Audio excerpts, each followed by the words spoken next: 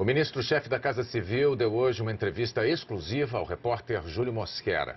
Antônio Palocci falou sobre as denúncias do crescimento patrimonial dele quando era deputado federal. Você vai acompanhar agora os principais trechos da entrevista. A primeira pergunta foi sobre quanto a empresa dele, Projeto, faturou ano a ano de 2006 a 2010. Todo o faturamento da empresa foi registrado nos órgãos de controle tributário, tanto da Prefeitura de São Paulo quanto da Receita Federal.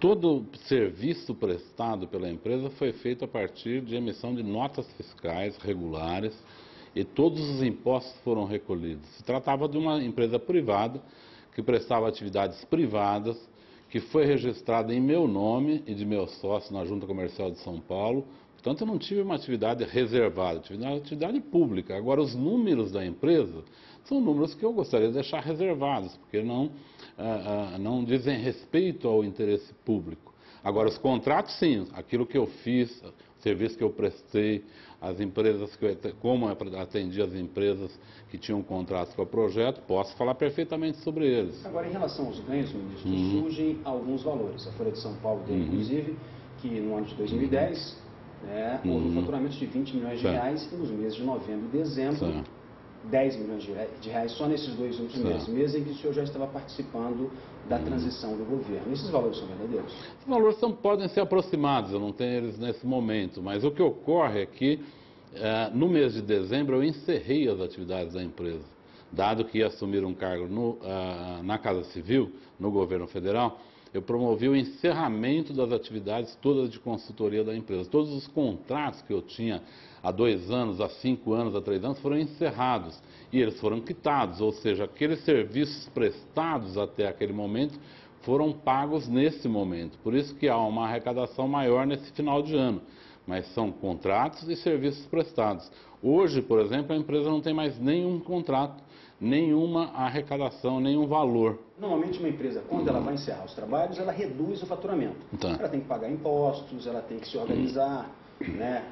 E o senhor disse que nessa última fase, nesses 2 últimos meses, o faturamento aumentou muito. Como que é isso, ministro? Não, veja, não aumentou muito. Apenas você tem um faturamento maior nesse período em relação a outro período do ano, porque neste período eu fiz o encerramento dos contratos que previam pagamentos ao longo do tempo. Como eu antecipei o encerramento desses contratos, os serviços prestados até aquele momento foram pagos nesses momentos. Muitas vezes estavam previstos para ser pago 1 ano depois, 6 meses depois, ou quando se concluísse um determinado empreendimento de uma empresa. Como por força da minha entrada no governo, eu deveria, como fiz, encerrar as atividades da empresa, então nesse momento esses contratos foram encerrados e os serviços que tinham sido prestados até aquele momento foram pagos nesse momento. Mas não foram, evidentemente, serviços prestados naquele mês. Foram serviços prestados ao longo de anos. Eu tinha, por exemplo, contratos de 5 anos. Agora, o senhor tinha cláusulas de sucesso nos contratos? Não, tinha previsão de ganhos em relação ao desenvolvimento de projetos. Mas como especificamente? Especificamente, se eu atuava para indicar um novo empreendimento para uma empresa, ao final daquele empreendimento, você tinha um ganho em relação àquela consultoria que foi dada para esse empreendimento. Como eu encerrei em dezembro, então me foi pago, não o valor total em alguns casos, mas o valor do serviço prestado até aquele momento. O senhor chegou a dizer numa reunião que ganhou dinheiro trabalhando com fusões e corporações, reuniões com os senadores do PT. Inclusive o senador Suplicy revelou que o senhor informou ter ganho R$1 milhão numa incorporação. O senhor sabe que incorporações exigem aval de órgãos do governo, como o CAD, como o Banco Central, e que, pela lei, o funcionário público não pode atuar junto a órgãos públicos em defesa de empresas privadas. Perfeitamente. Como é que o senhor explica essa atuação do senhor nessas incorporações? Eu tenho esclarecido e reafirmo aqui pela oportunidade que a minha empresa jamais atuou junto a órgãos públicos, ou diretamente prestando consultoria para órgãos públicos, ou representando empresas privadas nos órgãos públicos. Mas essas empresas para as quais o senhor trabalhou, elas tinham interesses no setor público? Elas estavam fazendo negócios com o setor público? Não, eu nunca participei.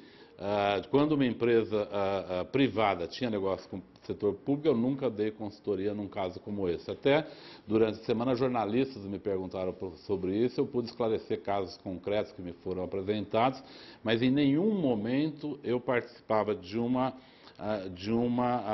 empreendimento, vamos dizer, que envolvesse um órgão público e um órgão privado.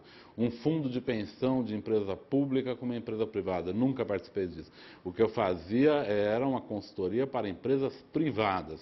Se a empresa tinha uma necessidade junto a um órgão público, ela tinha lá seu departamento ou a sua prestação de serviço para isso. Eu não fazia isso porque isso a lei não me permitia. E eu tinha perfeita clareza do que a lei permitia ou não permitia. Mas o senhor disse que em 2010 certo. Foi mais ou menos esse valor, cerca de 20 milhões. Nos 3 anos anteriores, 2006, 2007, certo. 2008, certo. 2009, nesses anos, o senhor faturou quanto? Próximo desse valor? Não, foram valores inferiores. A empresa foi ampliando a sua atuação, ampliando o seu faturamento naturalmente. O senhor não divulgou a lista de clientes?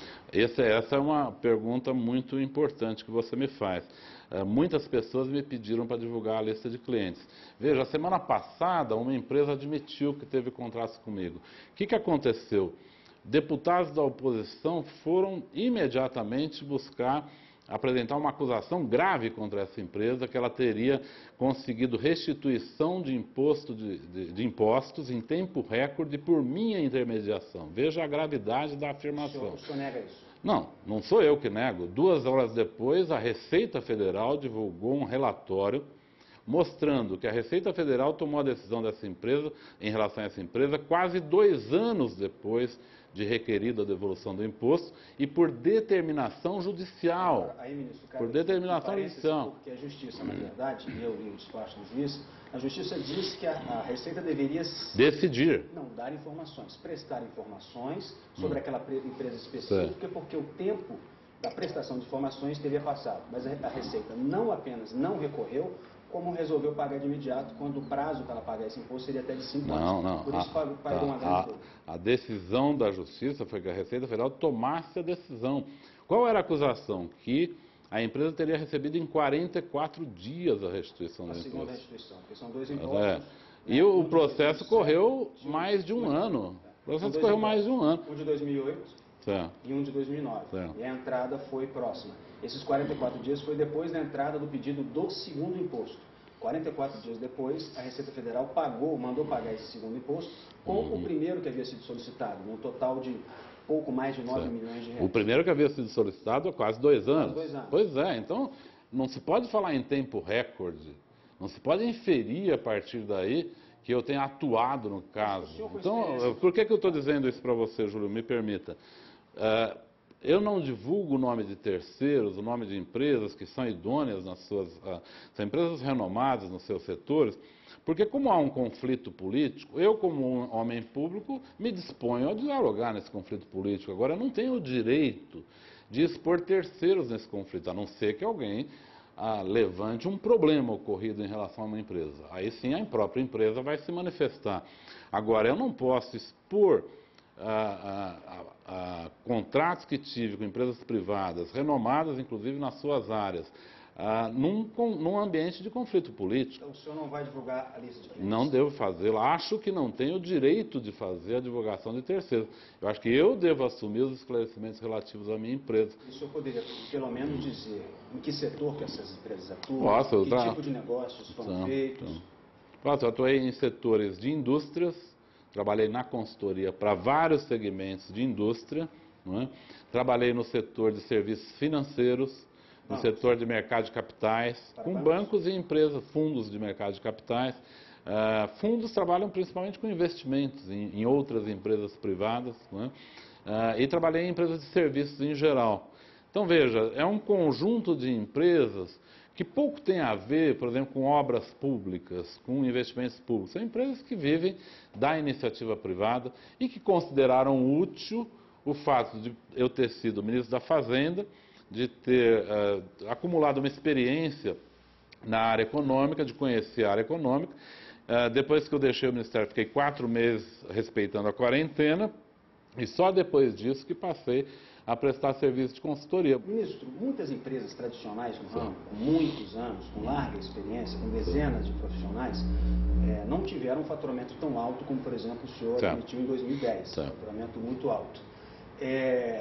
Não é difícil de aceitar a tese de que, na verdade, o senhor, como a principal pessoa, o consultor, tem um faturamento tão alto quanto outras empresas com uma estrutura muito maior e com muito mais experiência e profissionais competentes consigam ter esse faturamento? Não, eu respeito sua questão. Acho que existem muitas empresas com profissionais muito competentes, mas não sei se elas não têm bom faturamento. Eu acredito que elas tenham também resultados muito importantes. A diferença da minha empresa para as demais em relação a esse ano de 2010 é o que eu lhe expliquei. Esse ano eu encerrei todos os contratos e todo o trabalho realizado foi quitado neste momento. Mas nos anos anteriores o faturamento do senhor também era... Não era desses valores, era menor. Era assim, metade desse valor, 30%, 20% desse valor? Algo nesse sentido. Nesse com 20%, menos 30%? Se você me permitiu, eu respeito todas as suas perguntas. Respeite o direito de eu não falar em valores. O senhor como homem público, como homem de negócio até poderia, né? Mas o senhor como homem público sabe que o homem público ele tem que não apenas ser honesto, como parecer honesto também. O senhor acha que sem dar essas informações de detalhes, o senhor vai conseguir convencer as pessoas, a opinião pública? O meu papel é cumprir as leis rigorosamente. Eu não tenho a opção de não cumprir rigorosamente a lei, porque nenhum cidadão tem. Eu não teria porque eu não estou acima da lei. Por isso, quando fiz minha empresa, eu tomei todas as providências no sentido dela ter uma existência legal, dela emitir notas fiscais, dela se registrar na Receita Federal, no serviço tributário da prefeitura onde ela existe. Eu tomei todas as providências. Todos os bens da empresa são registrados em cartório, em nome da empresa. Tudo está literalmente registrado e adequado. Quando eu vim ao governo, eu entreguei à Comissão de Ética da Presidência da República todas as informações das medidas que eu tomei. Quais foram? Encerrei a empresa, as atividades de consultoria. Nenhuma atividade de consultoria é feita hoje pela empresa nesses últimos 6 meses. Portanto, hoje eu não atuo. Nós estamos conversando sobre a empresa, sobre a atuação no passado dela. Hoje eu não atuo na empresa e cumpri aquilo que a lei dizia que eu devia cumprir como ministro. A Comissão de Ética recebeu todas as informações e disse que não havia nada de errado. A Procuradoria-Geral me pediu informações, todas foram entregues durante a semana, dei todas as informações pedidas. Então vamos ver a avaliação desses organismos. Quando a Receita Federal diz que não há pendência da minha empresa na Receita Federal, tenho certeza que você considera isso uma informação relevante, assim como o seu telespectador. Quando o COAF, que é o órgão que controla a movimentação financeira, diz que não há qualquer investigação sobre a minha empresa, tenho certeza que você considera isso também informações relevantes. Se a gente não dá todas as informações, não fica parecendo que alguns clientes foram atrás do senhor, não atrás da expertise do senhor, mas atrás de favores futuros? Não, eu não acredito que nenhuma pessoa tenha essa inclinação, né? Eu posso te afirmar e afirmar categoricamente que toda a arrecadação da empresa se deu a partir de contratos. E não estou dizendo que essa informação que eu estou lhe dando ficará secreta. Ela será fornecida aos órgãos de controle. Essa que é a questão fundamental, Júlio, que eu quero que você compreenda. Nenhuma informação da minha empresa é secreta. Eu não estou dizendo que não darei satisfação aos órgãos de controle, estou dizendo o contrário. Todas as informações tributárias já estão nos órgãos de controle e todas as demais informações serão prestadas aos órgãos da Procuradoria-Geral da República. Portanto, toda a vida da minha empresa estará disponível para os órgãos de controle. Circulam rumores vindo até de colegas de governo, do partido, de que haveria doações de campanha misturadas com o faturamento da empresa do senhor, a Projeto. Te digo, não existe nenhum centavo que se refira à política ou à campanha eleitoral. Nenhum centavo. O senhor não participou desse processo de arrecadação de dinheiro? Não participei. A minha atividade na campanha foi uma atividade política. O senhor hoje se considera plenamente capaz de continuar conduzindo as suas tarefas no governo diante dessa crise? Veja, Júlio, não há uma crise de governo, há uma questão em relação à minha pessoa. Eu prefiro encarar assim e assumir plenamente a responsabilidade que eu tenho nesse momento de prestar as informações aos órgãos competentes e dar minhas explicações. Isso é uma coisa que cabe a mim. Não há crise no país, não há crise no governo. O senhor acha que isso não tem interferido no dia a dia do governo? Não, de forma alguma. O governo toca a sua vida, trabalha intensamente. Sim, eu não vou negar que é uma questão dirigida à minha pessoa, com forte intensidade, com forte conteúdo político. E como o senhor avalia, por exemplo, o caso do deputado Garotinho, que chegou a referir-se ao senhor como um diamante de 20 milhões de reais, sugerindo uma chantagem para aprovação de propostas de interesse dele no Congresso Nacional. Você acha que isso não afeta o governo? Eu li uma coisa parecida com essa no jornal. Não acredito que o deputado tenha dito isso. Porque não é um procedimento nem muito perto do adequado. Mas disse, ministro. Porque, eu tenho dito aos meus colegas do Congresso, aquilo que me couber explicar, eu devo explicações e vou fazê-lo. Jamais eu posso, dentro do governo, trocar um assunto por outro, ou misturar um assunto por outro. O governo está tocando sua vida, as coisas estão acontecendo normalmente. Eu enfrento uma questão agora, uma polêmica agora, eu vou fazê-lo pessoalmente, vou trazer isso para a minha responsabilidade, informando os órgãos de controle e dialogando francamente sobre essas questões. O senhor chegou a colocar o cargo à disposição da presidente Dilma? Olha, a presidente Dilma tem o meu e de todos, o cargo meu e de todos os ministros. Nós não chegamos a conversar sobre esse assunto, mas não é isso que me prende ao governo. Eu estou aqui para colaborar com a presidente, faço minha atuação no governo. Tudo que eu fiz na iniciativa privada, eu prestei contas relativas a isso e estou muito tranquilo e muito seguro em relação aos procedimentos que tive. Se o Procurador-Geral da República decidir abrir investigação contra o senhor, o que o senhor pensa em fazer? Se você me perguntar isso depois de acontecer, eu lhe dou uma resposta em primeira mão. Mas eu não posso, Júlio, se você me permite, eu não posso responder em hipótese. Não é? Isso acontece na vida política, questionamentos dessa ordem. Nós temos que ter tranquilidade de estar certos do que fizemos, não é? E de oferecer as explicações adequadas. Não há coisa, Júlio, mais difícil do que você provar o que não fez. Porque não há materialidade no que não fez. Eu digo a você, não fiz tráfico de influência. Não fiz atuação junto a empresas públicas, representando empresas privadas. Aí como eu te provo isso? Essa é uma boa pergunta. Como o senhor prova isso? Você tem que existir boa-fé nas pessoas. Por isso que a lei diz que quando há uma acusação que é legítima a ver, ela deve vir acompanhada de indícios ou de provas, ou no mínimo de indícios, não é? Por isso que nós precisamos acreditar na boa-fé das pessoas. Eu te digo, não há problema de eu estar em questão as minhas atividades nesse momento, mas eu quero que as pessoas tenham boa-fé, que escutem as explicações, que vejam as documentações enviadas aos órgãos públicos e que eu seja avaliado com justiça, com os meus direitos e meus deveres. A íntegra da entrevista do ministro Antônio Palocci você vê no G1, o portal de notícias da Globo.